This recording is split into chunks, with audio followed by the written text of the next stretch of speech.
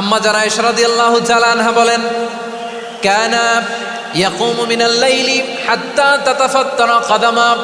আমার নবী তাহাজ্জুদের যায় নামাজে যখন দাঁড়াতেন, এত লম্বা সময় দাঁড়িয়ে দাঁড়িয়ে তিনি কিয়াম করতেন, কেরাত পড়তেন। দাঁড়িয়ে থাকতে থাকতে থাকতে থাকতে আমার নবীর বরকতপূর্ণ, আমার নবীর মোবারক পা দুটো এরকম ফুলে যেত। আমার নবীর পাগুলো ফুলে যেত দাঁড়িয়ে থাকতে থাকতে। বিষ্ণু ইসা ইসলামের পা ফুলে যেত। আম্মা জান আয়েশা এটা খেয়াল করতেন। খেয়াল করে বলতেন, ইয়া রাসূলুল্লাহ কদ গফারাল্লাহু লাকা মা তাকদ্দামা মিন যামবিকা ওয়া মা তাআখার। ও নবী, নিজের দেহের উপর কেন এত কষ্ট দেন? কেন রাত জেগে এরকম তাহাজ্জুদের জায়নামাজে দাঁড়িয়ে থাকতে থাকতে পা দুটো আপনার ফুলে যায়? কেন কষ্ট করেন? আল্লাহ কি বলে নাই, ও নবী আপনার আগের গুনাহ মাফ, পরের গুনাহ মাফ? আসলে বিশ্ব নবীর কোনো গুনাহই নাই। নবীরা মাসুম হয়, নিষ্পাপ হয়। তারপরে বিশ্বনবীর মর্যাদা, স্ট্যাটাস বোঝানোর জন্য আল্লাহ বলেন, নবী আপনার আগের পরের সব গুনাহ আমি আল্লাহ মাফ করে দিলাম। আম্মা জান আয়েশা বলে, না নবী, আগের গুনাহ মাফ, পরের গুনাহ মাফ, আপনি মাসুম, নিষ্পাপ, তারপরেও তাহাজ্জুদের জায়নামাজে কেন এত কষ্ট করেন?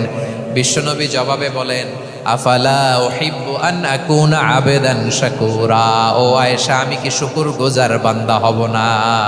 আল্লাহ আমার সব মাফ করে দিয়েছে, ঠিক আছে, আমার গুনাহ নাই, ঠিক আছে, কিন্তু আল্লাহর নাজ নেয়ামত ছাড়া তো এক মুহূর্ত আমার পক্ষে বেঁচে থাকা সম্ভব না।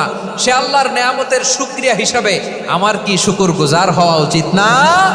আফালা উহিব্বু আন আকুনা আবেদান শাকুরা, আমি কি শুকরগুজার বান্দা হব না?